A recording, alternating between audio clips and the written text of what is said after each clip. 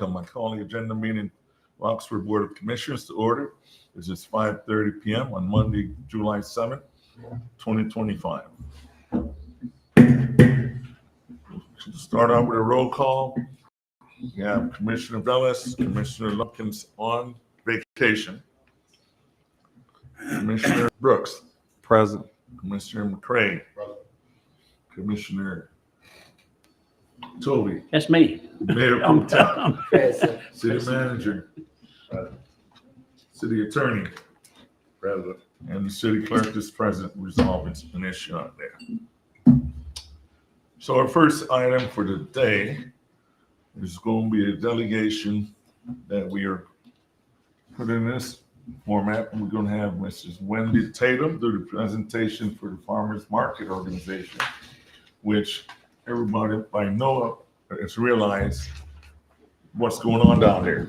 They're averaging over 400 visitors and shoppers a Saturday, and they found a new location. They moved up to the top of the hill, but it's a lot better. I just exhort everyone to come on and take a look at it. We have only one detail in which we're going to be taking care of. I've talked to Chief Ford, and she'll handle that this weekend for us. Thank you, sir. So, Is this on? Okay. I wanted to kind of update the board on where we are right now because I know we're going to be coming back in some voting matters in August. Is what I've spoken with John Toby and the mayor. So the market data, as of Saturday, we have had 4,291 visitors. We've had 62 registered vendors and an average daily attendance of 498 people. One of the things that was really impressive to us as we began to collect some of the market vendor data is that one of our agricultural producers stated that they have doubled their Saturday sales, have more transactions, and higher sales. They're looking forward to a permanent market and we're selling more at the market, and that being able to sell more is enabled them to donate a lot back into the community, especially to the Farm to Fridge program. One of our local businesses has been allowed to basically test some products. Most of you know the Strong Arm Baking Company has been backing Donut Hesitate, which is a soft product release, but also trying to get some entrepreneurs out in the community. And hopefully they will be able to establish a permanent location in downtown. Another agricultural producer has stated that they've had a 50% increase in Oxford and a 25% increase in their total sales in Granville County. So just wanted to let you all, and that's only 3 of them. We have more, but I know that I'm restricted to time. Who do we attract? And some of the things that,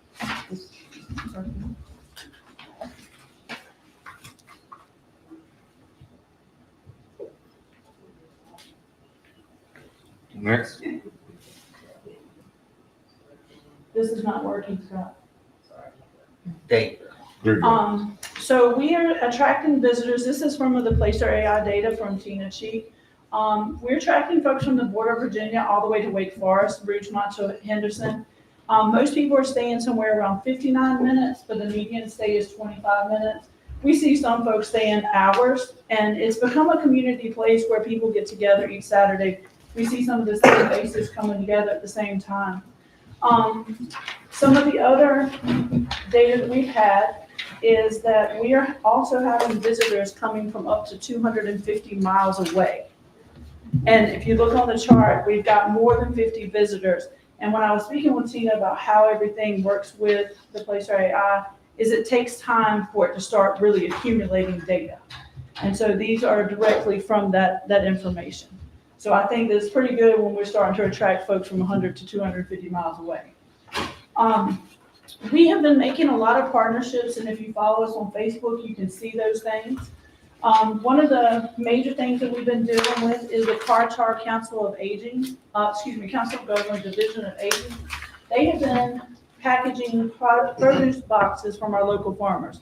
The same farmers that are in our market and local farmers, we're purchasing from them. So far, we've spent $3,600. That would be through the Carchar, and over 1,500 pounds of produce has gone back to seniors over the age of 60. And all we did was ask seniors to sign up. If they signed up, they get a box. And at the end, if some people have by 11 a.m., we start distributing that to anyone who is 60 and over that's a resident of Granville County. Many of you know about the Farm to Fridge program, which is in our local library. We secured a grant for $8,500. We've spent $3,180, and so we have about $5,319 to spend before October 31st. And this partnership is kind of through the farmers market because most of the vendors that we buy from are in the farmers market, but it's keeping that local money local. But this is a grant to the Farm to Fridge program to make sure that we can serve our food insecure population.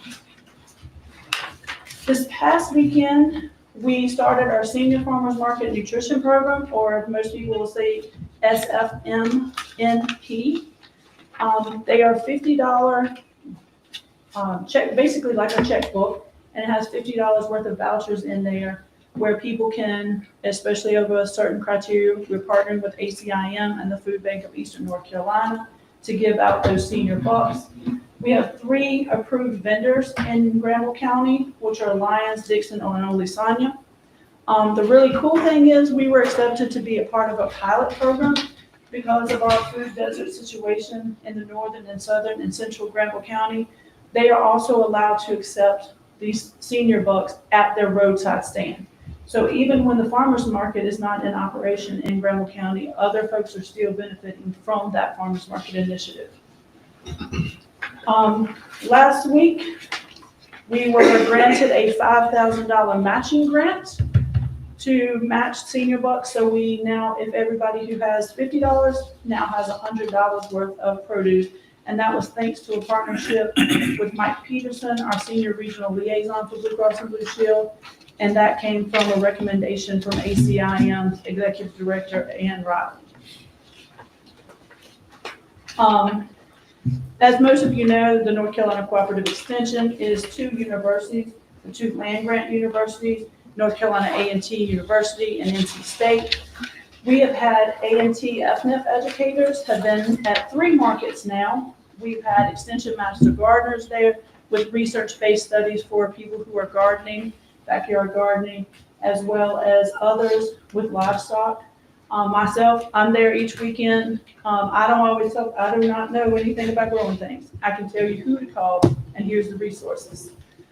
We are also making sure that we promote a healthy lifestyle, trying healthy foods. I found these to be kind of catchy, and we partnered with GraphX of downtown Oxford to create the signs, and they've done a lot of work for us. Some joint programs you may have seen is we're working with Mother Love, who is now feeding our homeless every night, 7 days a week. And we've also partnered with Bobo and the House of Prayer on Granville Street to make sure that our homeless stay hydrated.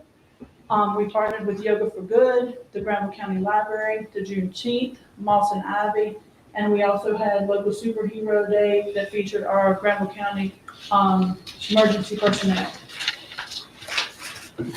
We participated as a market in the Bee Jubilee, the Butner Summerfest, and Culture Fest. We sent representatives there, like 7 to 8 vendors, to make sure they were still advocating for us and for supporting our local market, which is something the commissioners asked for in the fall. Some upcoming things that you might want to be aware of. I know that the mayor is going to be participating this weekend as a judge for the Culinary Arts Cook-Off. So Vance Granville, I know it's on your calendar, I put it there. The Vance Granville Culinary Arts, we have 3 teams of 2 people that will be out there. Chef Mark Kavanaugh from Verdigrees, Chef Kyle Wilkerson from Vance Granville, and Freddie, I'm not sure his name, but he's a chef at Carr Lake. They will also be on the judging team to take some of the heat off the mayor. But I encourage all of y'all to come out. It should be a very interesting thing. We're also doing Pets, Paws, and Poses on July 26th, which is in collaboration with a senior high school student. That's her senior project to get animals out of the animal shelter. So we'll be having that. It'll be interesting because the adoption for the pets will be on one end, yoga in the middle, and the farmer's market up at the top. We've also partnered with the Van Scramble Culinary Arts to do a hot sauce food demonstration because we were asked to make sure that we have something for the hot sauce festival. So they will be doing hot sauce demonstrations for those of you who can take. So behind the scenes, if the library is closed, a lot of people wanted to know, what are we doing with the food? It goes into the housing authority for the most part. So this past weekend, we had 14 boxes of food came from Food Lion, one of our community partners.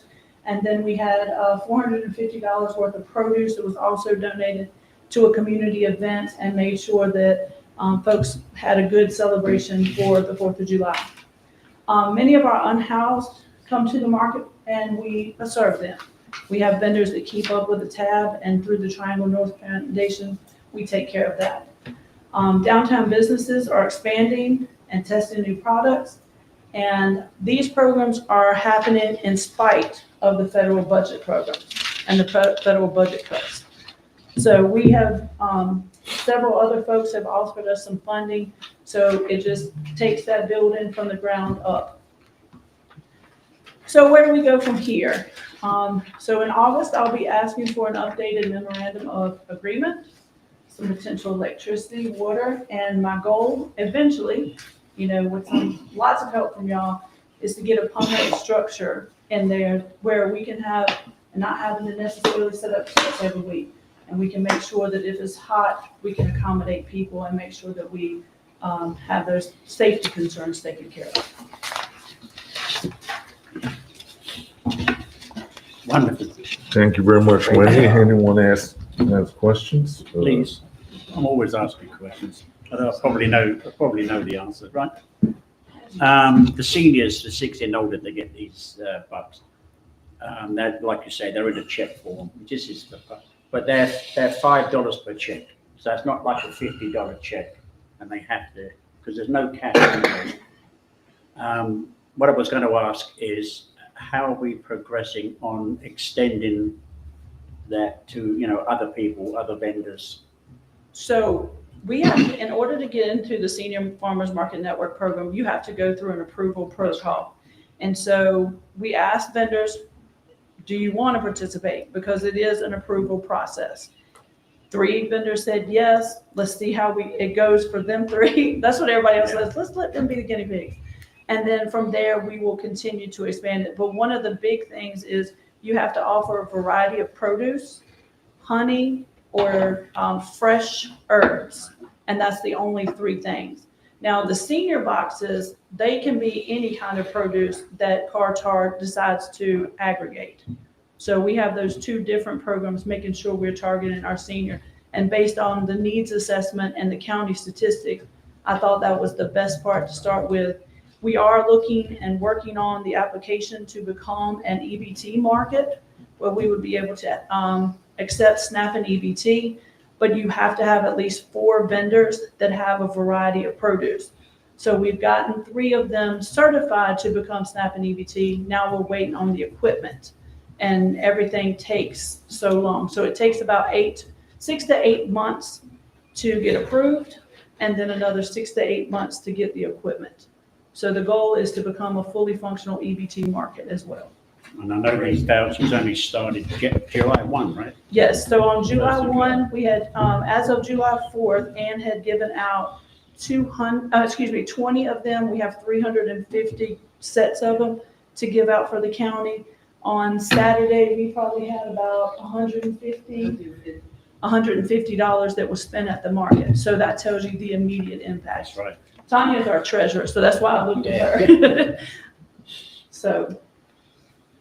And the plan is to run right up to Thanksgiving or beyond. Well, that, right now, we're doing October 25th. I want to make sure that we have the produce, because one of the things that people have stated is they like how diverse our market is and how they can constantly get a consistent product. I don't know the consistency after October 25th. So we're kind of surveying our vendors to see where can we do this? And is this viable to continue in our area after October 25th? Because I think we have 2 producers that could do it. Mission. Ms. Tatum, first and foremost, thank you. To see where this started to where it is now and where it's projected to go, for you and the team, you guys do a phenomenal job every weekend. So thank you for for the vision and for actually making it come to fruition. Now you touched on the federal cuts. Yes, sir. In which I know this is probably a difficult question, but do you foresee, do you foresee any cuts or anything that would hinder your business program? The only thing that I see is if you guys don't continue the memorandum and if we can't become, stay long-term partners. The programs that we've had in place, we're operating right now on a zero budget. Other than, basic utilities and basic things that we've had to have, like the trash service, the porta potties and things like that, we're operating like with zero put. All these people that you see, including the lawyers who put together our 501c3 paperwork, our attorneys, our accountants have all been pro bono. Every bit of that has been donated because they believe in the same vision. Appreciate it. Commissioner, Hats off to you all Yes. for the initiative and to those people that are doing things pro bono. They also see the need in this county and what it is doing for those that are less fortunate in this county. I personally love the idea of being able to run right down the street on Saturday to get my Sunday's dinner. That's a luxury for us. It makes you feel like you're giving back because all of us that have grown up here in Granville County know what fresh vegetables can mean to us. So hats off to all of you. Commissioner Bridges. Yeah, I was just thinking about the disastrous bill that came out of Washington, D.C., and hearing you talk gives me some level of hope.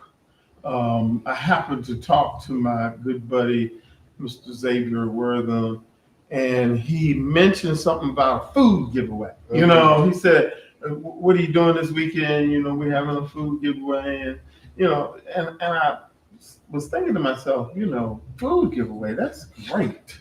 That we have resources that will help those who have less to get fresh vegetables and food and stuff like that. And I was, it's so interesting. I had a conversation with my legal assistant today. Her name is Danye, and she happens to be in a family of Black farmers. And I really didn't know that because, I just didn't see Danye out in the field picking stuff and doing some of this. She said, I used to milk cows and we had to get up 5 o'clock in the morning and milk cows and she went through all the stuff, that her family did. And she said at one point they were like one of the largest Black farms, dairy farms. And, the family is still in the business of, fresh vegetables and good stuff. And I hear that y'all are out at farmers market on the weekend selling. So I'm going to be coming through there, okay, to get some fresh vegetables and things like that. And it's enlightening to hear you talk like this, especially when these millionaire, billionaire turkeys up there in Washington, D.C. are doing nothing but removing funds from folks who just want to eat, who want to have an education, who want to live a basic life. And I don't care how they want to flip it and make it sound good and good for the country and stuff like that. What they are doing is hurting poor people, and they're hurting people who have needs. And I suspect it's makes us step up to the plate like you're doing to provide some of the services that are needed and necessary for our community. Thank you for the work, and if I have anything to say about it, we're gonna make sure we support your efforts. The EBT hasn't been established yet. No. Okay. So we have the application in, but it takes 6 to 8 months. Well, as soon as you get it, put a big sign out. I'm thinking. I see so many young people in the grocery store with EBT not getting nutritional food for children. And maybe if they realize that they have access to fresh food, they will get away from the fish sticks and the processed foods that's hurting our children so bad. The grant that I work under is called Try Healthy. So our whole entire initiative is to get people to try healthier foods Yes. and healthier opportunities. So that's what our farmers are doing a lot of times with samples. Now, that's up to them, just like this weekend with the culinary cook-off. All of the things that are being prepared are being donated by farms in this area to show people how you can prepare those foods, even with a campfire stove. Mhm. Because they're not going to have electricity, not going to have like the traditional ways of cooking. So, they're going to be limited.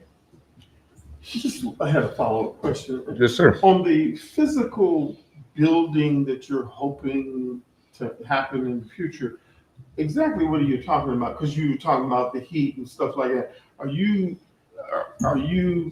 thinking initially like tent?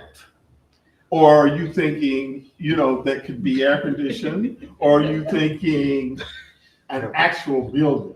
Well, I mean, it could be anything from like the State Farmers Market, which is a covered thing with Right. fans, all the way up to you've seen my design, it's got the fountains, it's got the beautiful heated air conditioning, a commissary kitchen. Don't get rid of that. So, I mean, it's Dream in big. between. Yeah. I mean, That's I an think amusement park, man. I mean, the only thing somebody can say is no. I I think mean, we and got to that's- start somewhere, and that's a good idea. Get a covered Yeah. structure, Get it covered. and they're doing a good job for the community. We need it. But do not cancel your vision. Oh, no. That's right. Real quick, wanted to thank you and all of you, my cousins. Thank you for your efforts, and most notably, thank you for your passion. In meeting with you all and coming to the farmers market a few times, everybody is crazy about the farmers market that's involved with it, and your passion is infectious. So thank you all for that. And I feel that after what happened in Washington, we're going to need several measures. It's going to take a lot of programs, including this one, programs like yours, to help those less fortunate than us. It's not going to be one solution. It's going to be multifaceted. So, and you all will be a very important and big part of that here in Granville County. So thank you all for all your efforts, and we appreciate you. Well, I could not do it without all those people that's sitting there, and there's a whole lot more. So thank y'all so much. Thank you very much, Wendy. Thank you.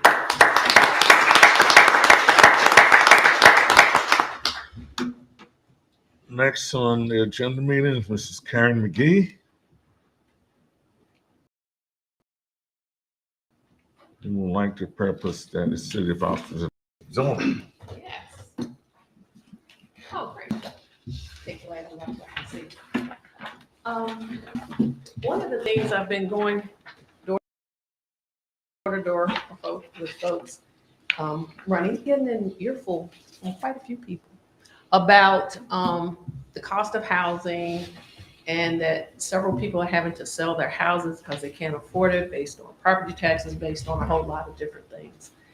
And so it caused me to look to see what was happening in the area, to talk about inclusive growth for all of Oxford. Because one of the things that people talk about is Oxford is such a great city, we're this, we're that, we're the other. But we're all of that because of the people that live here. And my thing is, the way we are growing and given the cost of housing is going to displace, I think, a lot of people. So the little diagram there on my left is the smallest house that they have in the Meadows. It's just under 1,200 square feet, sells for $295,900. And they're saying $1,429 a month. Now that $1,429 a month does not include, let me say what it does include first. 6% financing, 20% down, a 30-year conventional mortgage, does not include that $1,429 does not include taxes, insurance, or HOA fees. That's a sample monthly payment. So the sign that they have out there that says zero money down, that is not what people are paying. Okay? I have no idea what it is because I didn't go out there and sit with them and try to find out. So that $1,429 is not the zero money down payment. So I went and looked on, and I don't know if you guys got the handout. The handouts also have notes. I don't know if they, probably have to print them out that way. But I got this scenario from DSL Mortgage Company because I wanted to see in terms of affordability. And so on their website, this is what they were saying for a house that cost around $300,000. So their conservative estimate was 20% down, so $60,000. They had to have a credit score of $740. The interest rate was 6.25. They had to have no existing debt. I'm sorry, I shouldn't laugh. And their income is supposedly $75,000. And if that's the case, then they could afford the house because the mortgage would be $1,665, which obviously is more than that $1,429. And they would have, they're estimating that their taxes and insurance are $500 a month, giving them a monthly bill of $2,165. And then the other two are just more moderate, saying that if you had $85,000 income based on your credit score and some other stuff, or aggressive if you made $95,000, those would be the costs, monthly costs for a house similar to that. Next slide, please, sir. So the Census Bureau basically divides households in tiers. And I got this for the Oxford residents. It came from uspopulation.org, which uses the US Census data. And so I looked to see who could afford, just current residents, who could actually afford the house in the Meadows. So those making just under $75,000 who cannot afford a house is roughly 72% of the current Oxford population, cannot afford the smallest house in the Meadows. And you'll see in a coming slide that that percentage goes up considerably based on another slide I'm going to show to something like 85%. So next slide, please, sir. So what I did was I went on the city website to see who we had job for, where we had job openings. Police officer, engineering assistant, wastewater treatment operator, and fire engineer. And based on that, those salaries, those individuals that we want to hire could not afford a house in the Meadows without a double income family, obviously. And then I also put in a nurse. I had a registered nurse, ICU at Granville Medical Center. It was by the hour, so I kind of did that thing there and did the math, and $67,000 for them. And then the average, so not beginning teacher, the average teacher salary is $58,000. So all the folks who provide services to us could not afford to live in the Meadows. Next page, please. So I want to propose inclusionary zoning. And generally speaking, I'm just going to read it there. Inclusionary zoning involves using a local government's zoning power to encourage private developers to construct workforce housing. That's what they called it in 2010, which is the definition, the time of this definition. In its simplest form, for example, an inclusionary zoning ordinance might require 20% of the units in a residential development to be affordable to workers earning a first year's teacher salary. Right, first year, not average, not that 58,000, but first year. And the programs are voluntary, conditional / incentive, and mandatory. Next, please, thank you.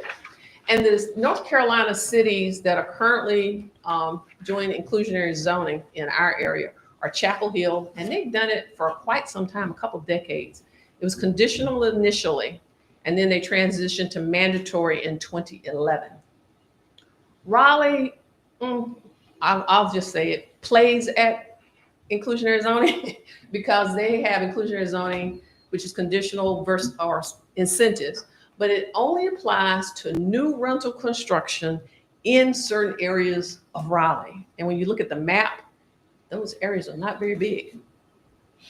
And Apex, to me, has probably the best inclusionary zoning policy. And I actually have their policy handbook, their affordable housing zoning policy manual. And I took that table there from there, but they have a voluntary incentive program that they adopted in 2023. And when I called the planning department there in Apex, chatted with a young lady for about 15, 20 minutes, I asked her, since it became voluntary in 2023, did you have any developers take you up on it? And she said, yeah, 3 developments have been approved since 2023 that allot a minimum of 5% of their units as inclusionary housing. So this table here shows their minimum policy recommendation. So if you have 20 or more lots or units, and you're going to do 5% of those lots or units, then the maximum affordability for ownership is 135% of area mean or median income, with ownership being for 20 years, or rental up to 100% of area mean income. And they negotiate the target income there. So if you go to the next page, it's sort of a summary, because they're quite extensive with their examples. This is just one example for one of the lines there. So I tried to kind of summarize it. So they do a similar kind of breakdown, 80% area mean income, 100 and 135. And they're saying it's a 4-bedroom house, 4 people in the house.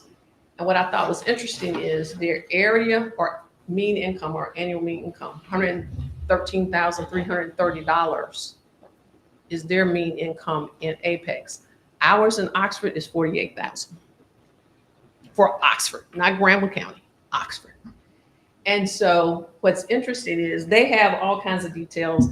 They have like what the loan to value ratio is, interest, principal and interest loan, property taxes, HOA, other property assessments, homeowners insurance, utilities, private mortgage insurance. They have a complete table to come up with what they consider the total housing cost.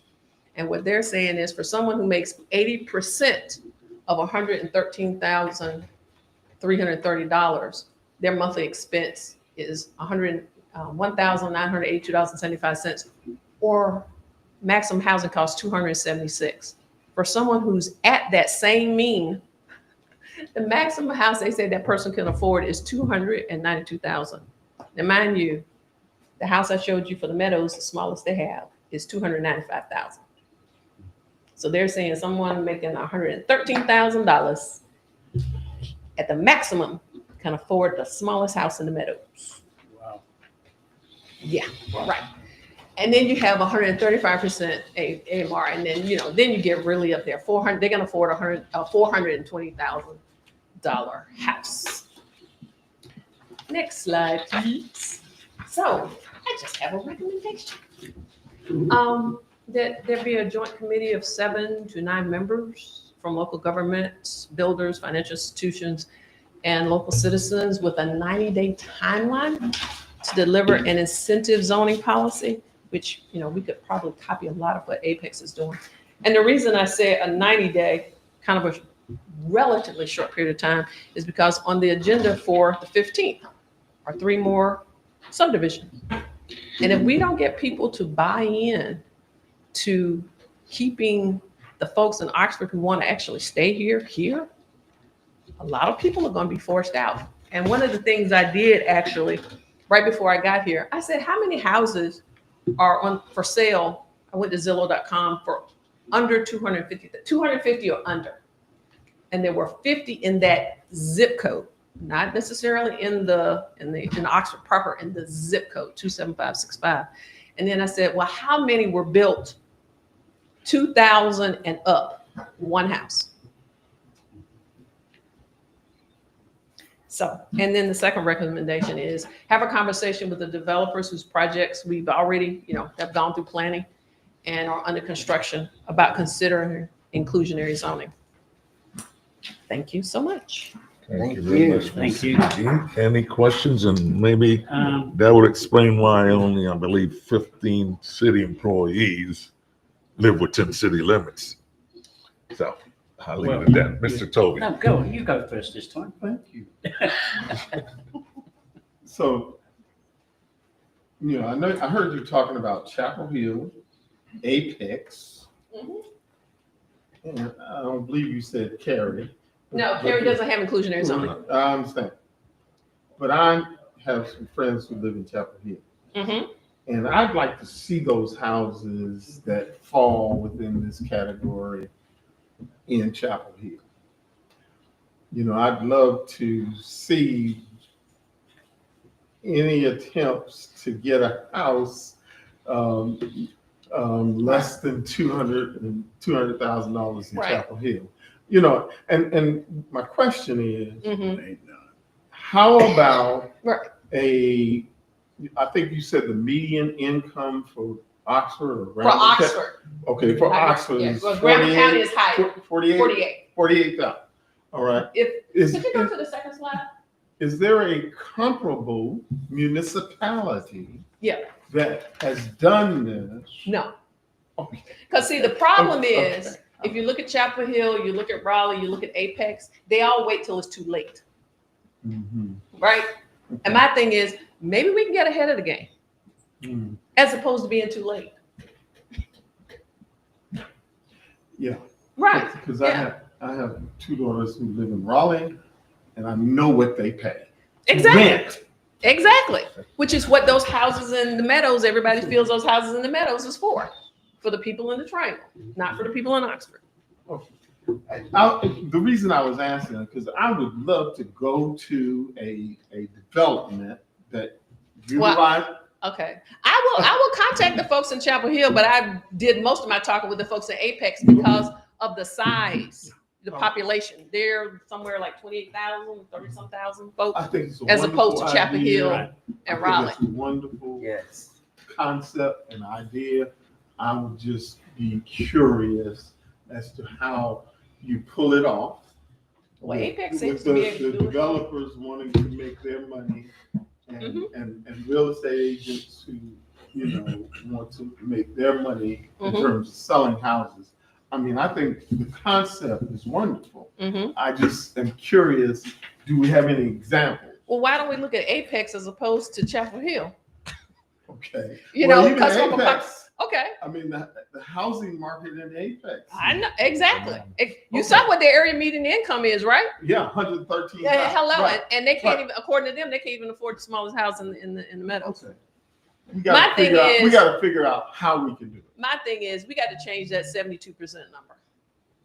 Okay, we're not gonna be able to get it to the point where only 35% of the people can't afford it, but it definitely needs to be a lot better than 72.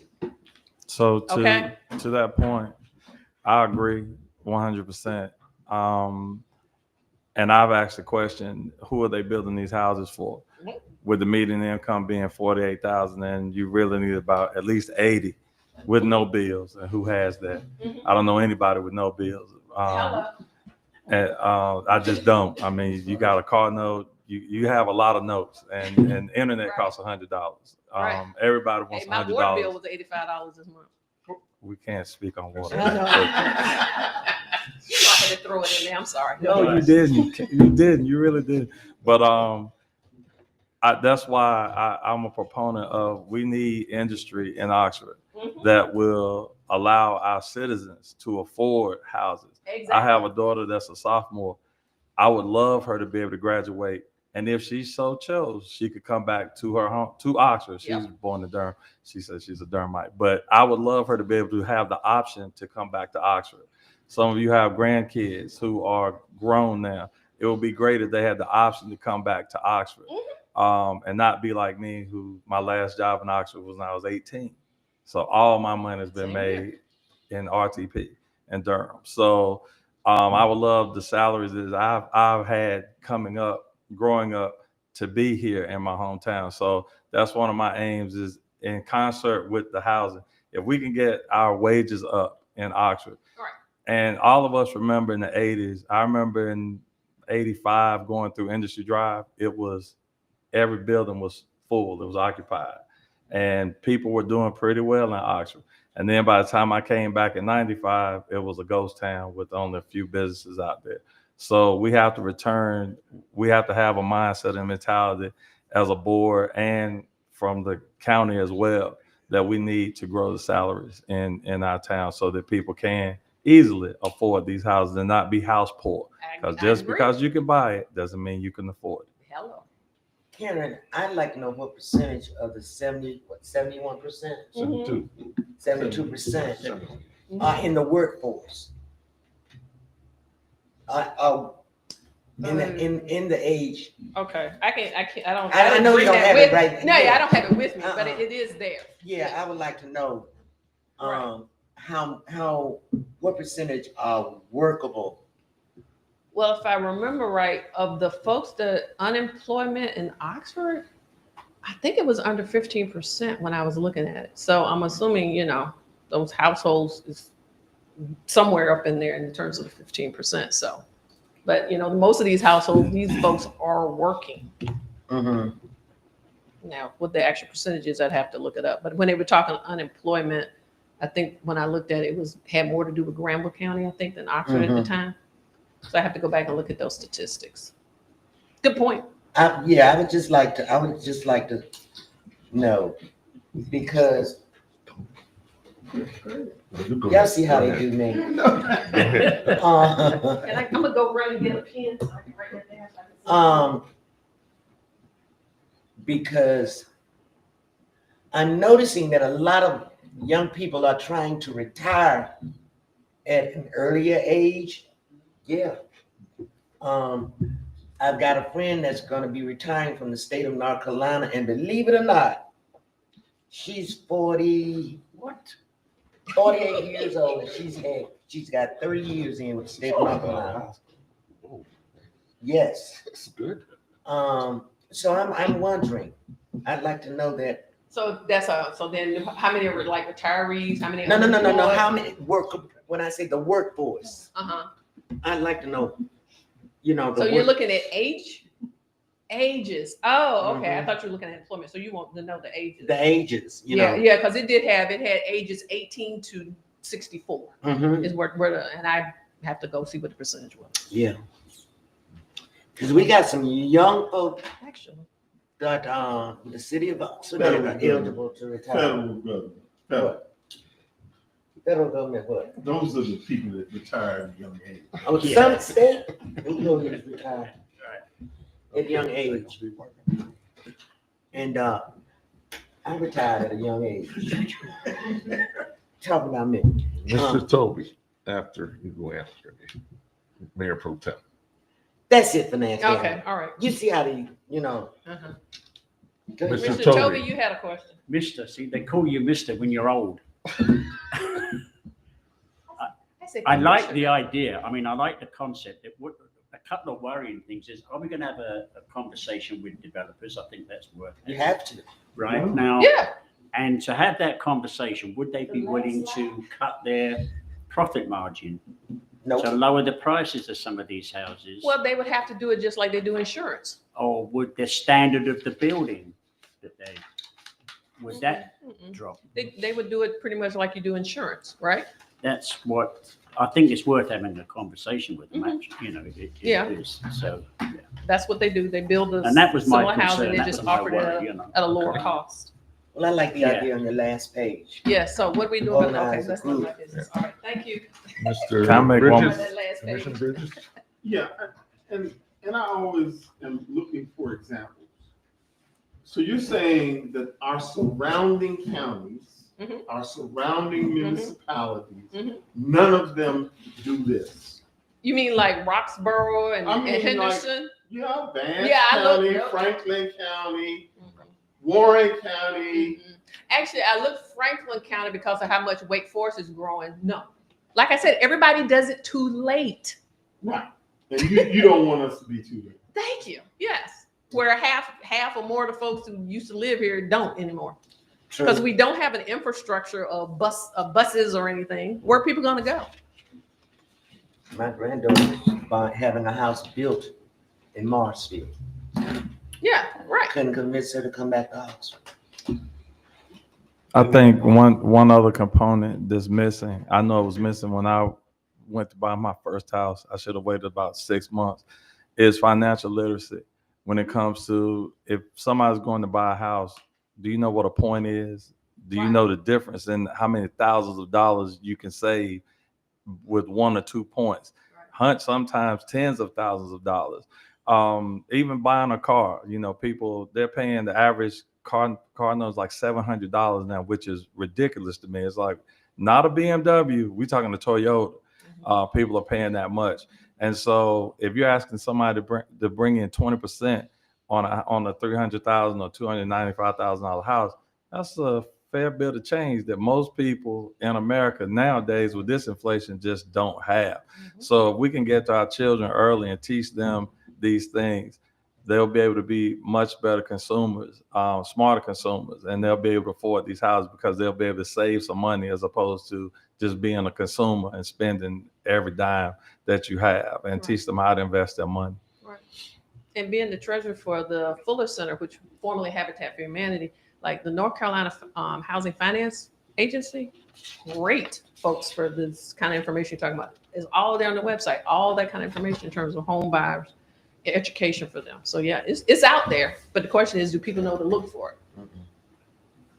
So, Thank you. all right. very much. Thank you. Thanks, Karen. Okay. So before we go into the agenda for items for next week, I would like to introduce to the City of Oxford our new Downtown Economical Director, Ms. Pam Patron. And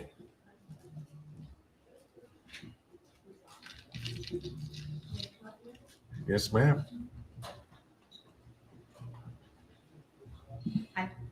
Nice to meet you all. Thank you for having me. I'm looking very forward to helping out with town and moving us forward, and Welcome there to is- Oxford. Thank you. I see a lot of great potential here that has already started to move forward. So being able to help with that and continue to move it forward, I'm looking forward to that. And working with all of you. Thank you. Thank you. Thank you. Thank you. Thank you. Nice to meet you. Welcome. Thank you.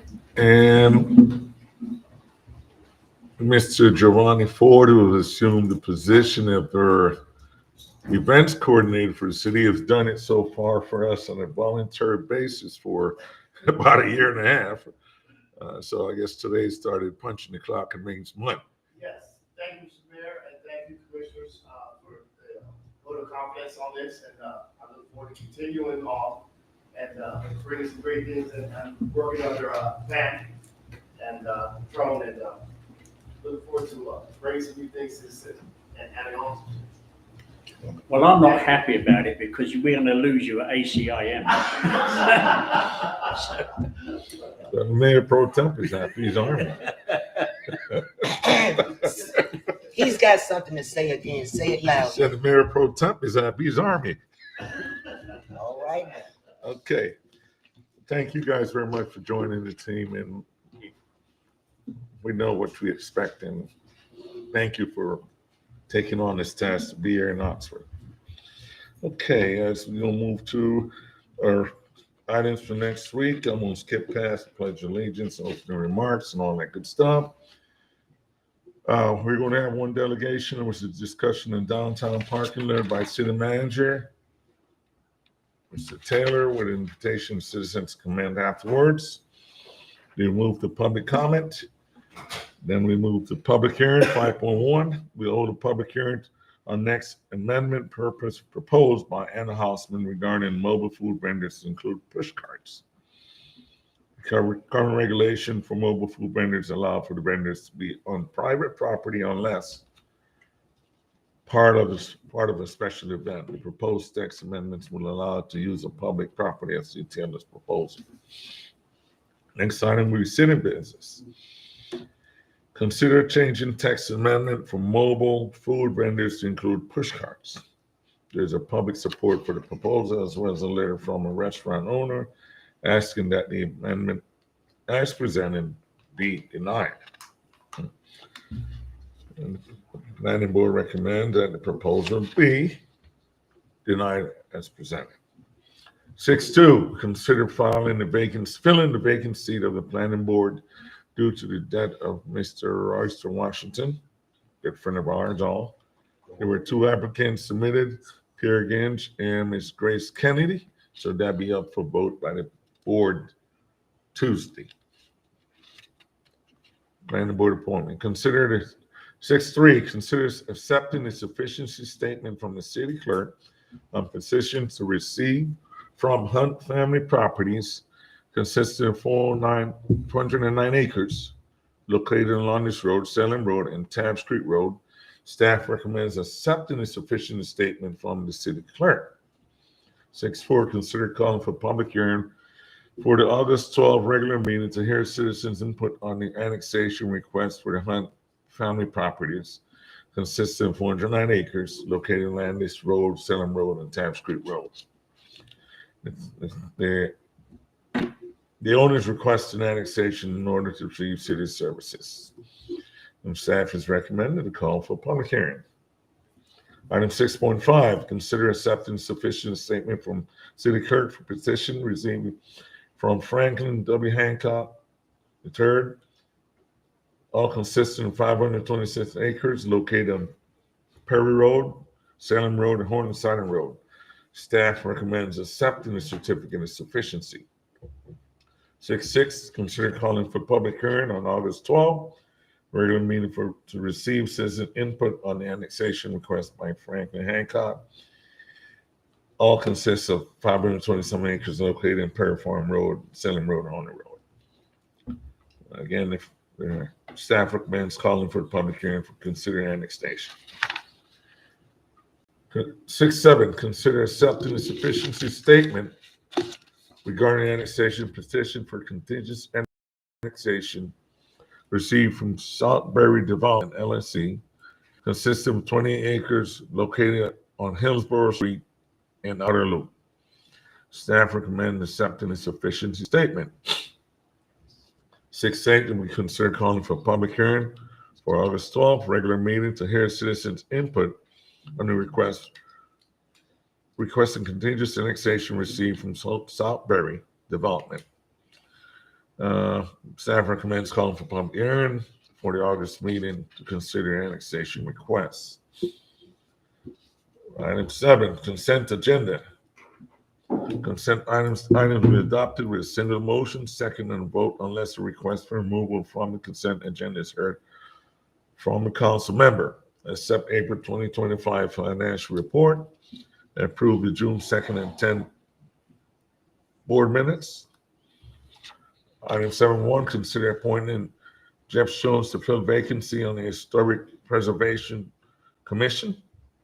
Mr. Jones often volunteers service for the commission and now would like to apply for the vacant seat. Staff recommends appointing Jeff Jones to the Historic Commission. 7.2, consider appointing Sandra Compton to the HPC Commission, Historical Commission. The vacancy was created with the departure of Lily Armstrong resigning due to her job. Staff recommends appointing Mrs. Compton to that board position. And we'll go to the adjournment at that time. That concludes the agenda meeting. We will adjourn to closed session at this time. So thank you all for coming.